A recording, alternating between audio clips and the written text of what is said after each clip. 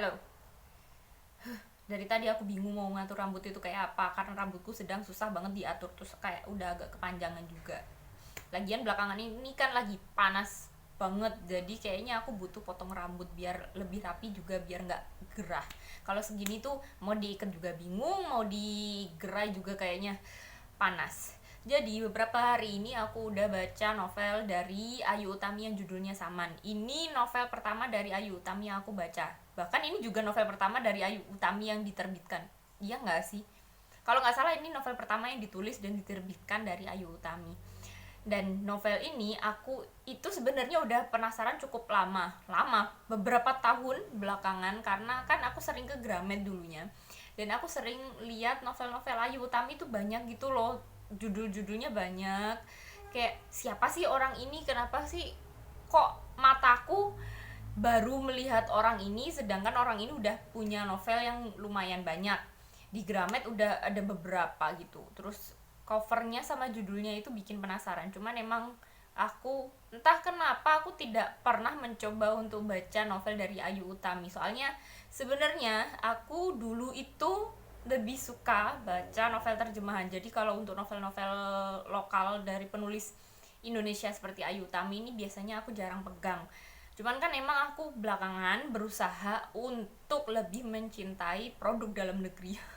Apa sih ya, termasuk termasuk novelnya juga, termasuk karya sastranya, karena sebenarnya kalau kita baca novel atau karya sastra apapun dari penulis lokal Indonesia, kita itu bukan cuma bisa menyerap ceritanya, ide ceritanya seperti apa, tapi juga bisa melihat keindahan tulisannya. Sedangkan kalau untuk novel-novel terjemahan kan beda ya, kita cuma, yang aku rasa sih, aku ngerasa kalau baca buku-buku terjemahan itu aku bisa paham, bisa hanyut dalam ceritanya. Cuman untuk keindahan tulisannya itu yang nggak aku dapatkan setelah aku baca banyak penulis Indonesia belakangan ini sih.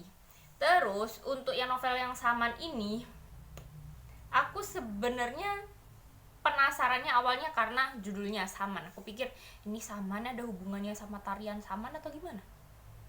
Kan ada kan tari Saman atau apa? Iya nggak sih? Terus habis itu sama covernya itu kayak gambar Adam dan Hawa gitu loh, yang sedikit vulgar. Novelnya terlihat dewasa, jadi aku ngerasa kalau novel ini bakalan lumayan dewasa. Jadi karena aku penasaran dan aku bisa pinjem di Ipusnas, karena di Ipusnas novel ini nggak antri, padahal novel ini kayaknya lumayan banyak yang baca, cuman nggak dalam antrian karena kayaknya udah, karena novel ini udah cukup lama ya ada di Ipusnas, mungkin orang-orang udah pada baca sedangkan aku belum. Terus akhirnya aku pinjem dan aku baru tahu kalau novel ini kontennya sangat sangat sangat sangat dewasa. Dan eh, sangat dewasanya bukan berarti ini kayak 50 Shades of Grey, enggak, emang ada bagian seksnya, cuman untuk temanya itu hmm, berat ya menurutku.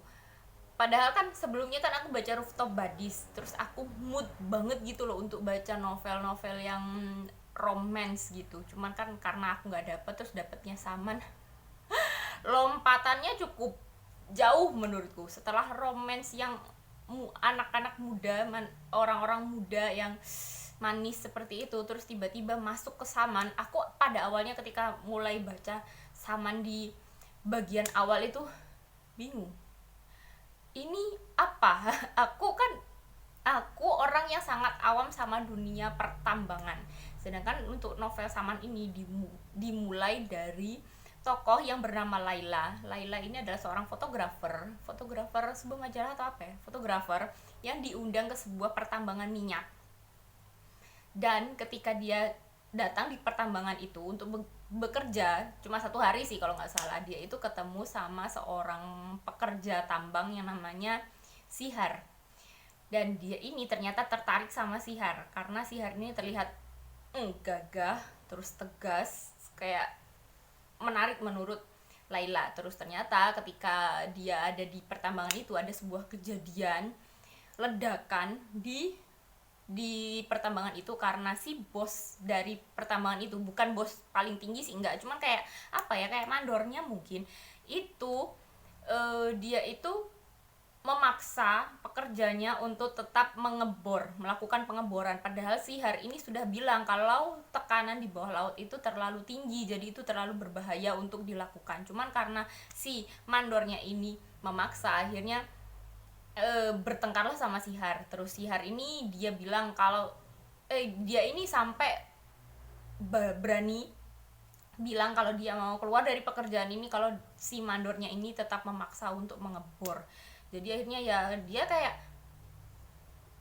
entah dipecat atau mengundurkan diri ya, pokoknya si Har itu udah kayak siap-siap mau pergi dari pertambangan itu. Terus tiba-tiba ada ledakan karena si mandornya ini akhirnya memaksa teman-teman si Har untuk tetap mengebom. Terus akhirnya kan ada korban jiwa, dan korban jiwanya ini termasuk salah satu teman paling dekat dari si Har. Terus Laila kan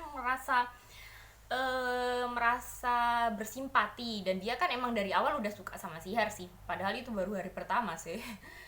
Ya karena itu dia ini membantu si Har untuk melawan si mandor dan bosnya, karena kan emang dalam pertambangan biasanya kan orang-orang itu kan lebih berkuasa, orang-orang yang beruang itu lebih berkuasa daripada hanya pekerjanya seperti si Har itu.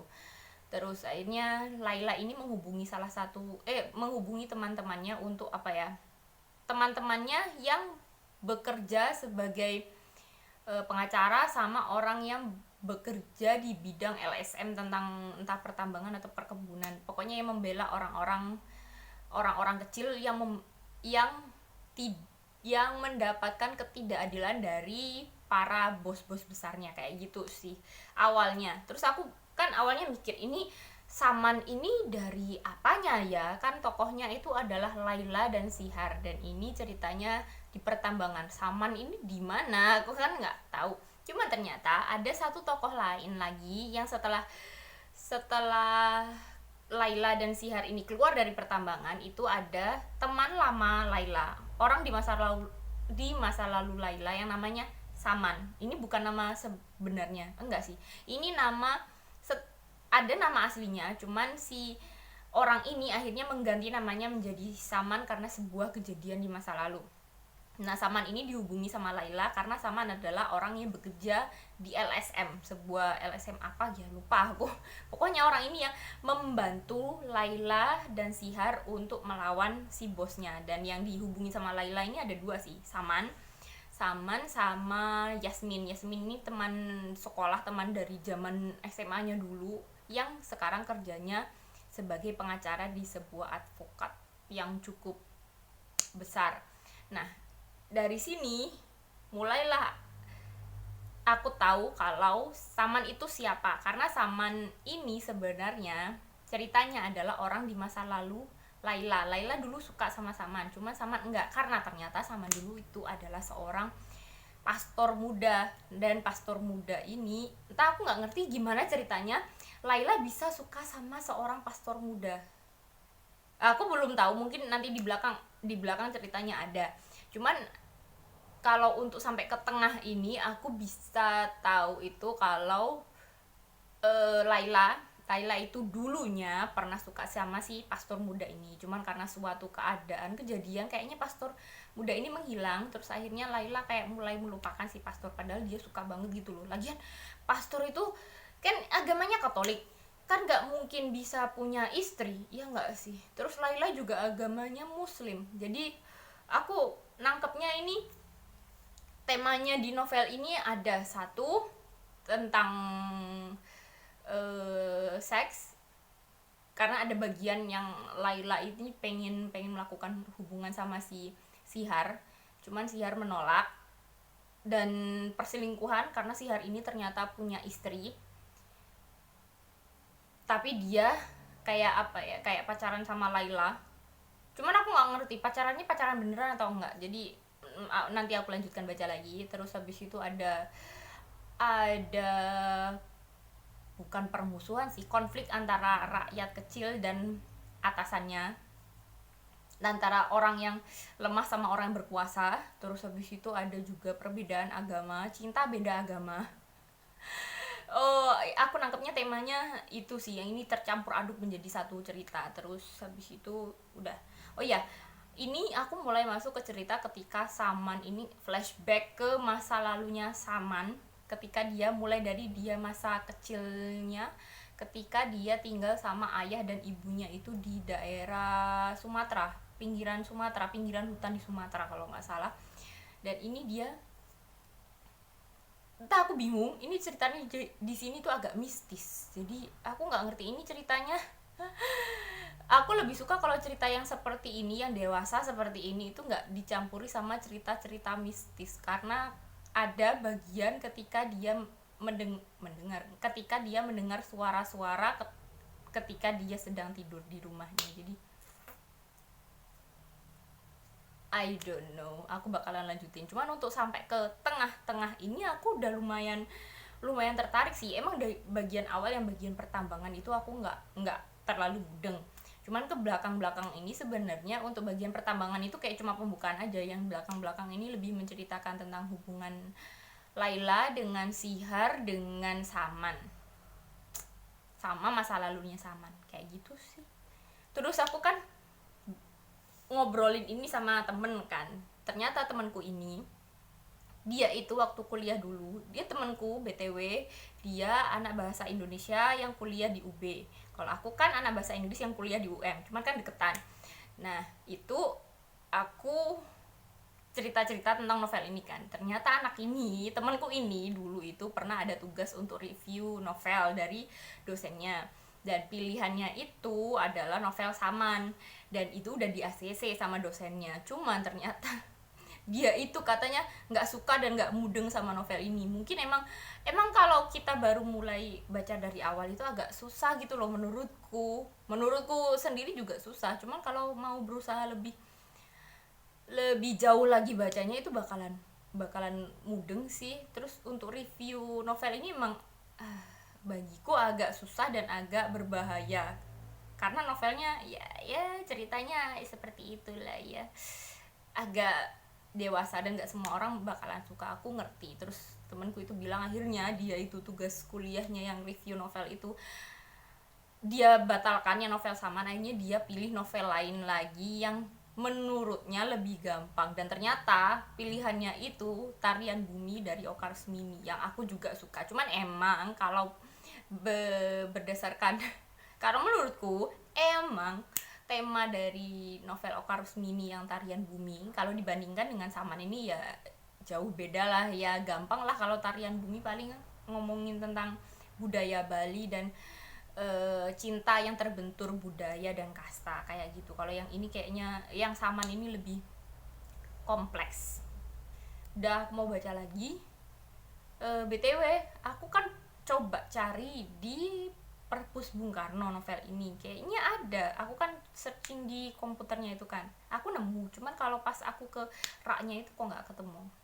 I don't know. Jadi kalau ada dari kalian yang penasaran untuk baca, silahkan baca di Ipusnas, karena di Ipusnas ada dan available-nya cukup banyak, kayaknya ada belasan.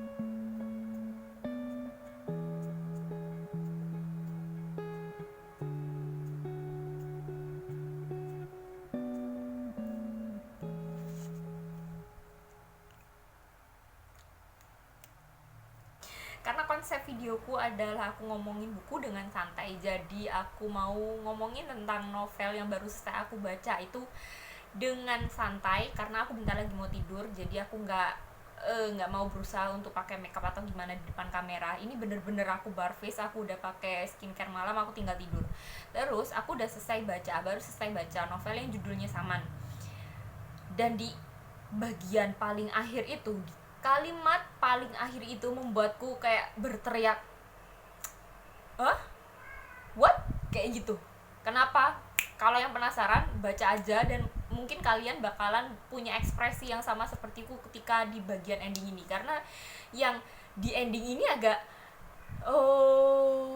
gimana ya, agak vulgar dan gantung dan vulgar dan bikin hah kayak gitu loh, terheran-heran. Tapi terheran-herannya itu ceritanya juga nanggung, jadi kita selain terheran-heran juga bakalan penasaran sama lanjutan ceritanya. Untuk novel ini, selain yang aku sebutkan tokohnya itu, yang awal muncul itu adalah Laila, Sihar, terus Saman yang ada di judulnya, terus ada juga Yasmin. Yasmin ini nggak terlalu muncul pada awalnya, jadi yang paling banyak muncul itu adalah Laila sama Saman. Laila ini kayaknya tokoh utamanya adalah Laila, terus habis itu Saman ini kemudian banyak munculnya, bahkan sampai flashback ketika dia kecil sampai dia keluar dari kepasturan.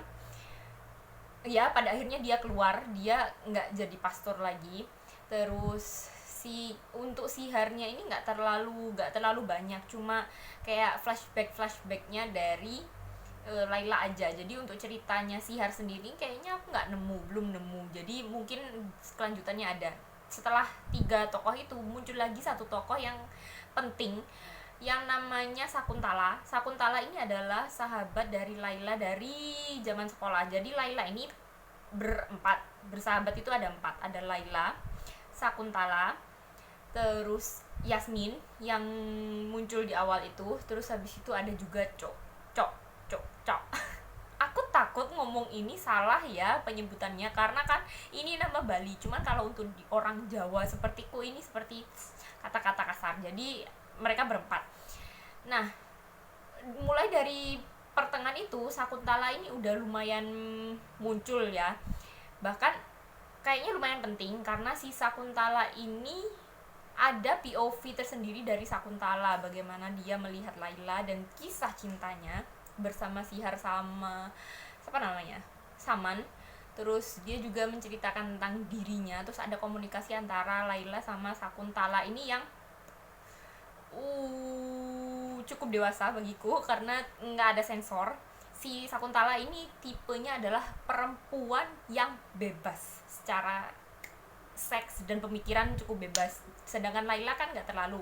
Jadi si Laila ini menanyakan pengalaman Sakuntala selama melakukan hubungan seks, dan ini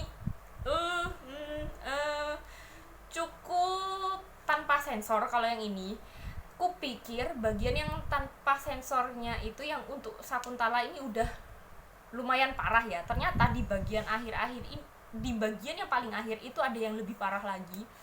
Itu ternyata muncul juga tokoh Yasmin. Yasmin kan di awal nggak terlalu penting menurutku, kayak cuma ya udah cuma membantu Sihar dan Laila aja bersama-sama. Cuman ternyata di bagian belakang ini ternyata si Yasmin ini, dia ini pada awalnya aku pikir Yasmin adalah orang yang baik-baik aja, nggak punya masalah.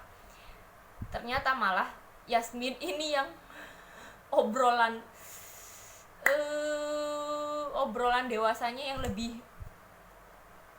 vulgar menurutku, dan ini mengagetkan. Mungkin kalau untuk orang-orang yang nggak terlalu, bukan mungkin sih, ada orang-orang yang nggak suka baca tentang hal-hal yang seperti itu, kalian nggak bakalan suka sama novel ini. Tapi kalau untuk yang tidak masalah, ya silahkan baca, karena sebenarnya novel ini asik untuk dibaca, benar-benar bikin penasaran gitu untuk kelanjutannya seperti apa. Sebenarnya aku belum benar-benar dapet inti ceritanya ini seperti apa di novel yang pertama, kayak baru awal pengenalan tokoh-tokohnya, background story-nya, terus hubungan antar tokohnya, belum benar-benar mengerucut ke konfliknya, karena kan ini baru novel yang pertama, jadi aku butuh baca novel yang selanjutnya yang judulnya Larung.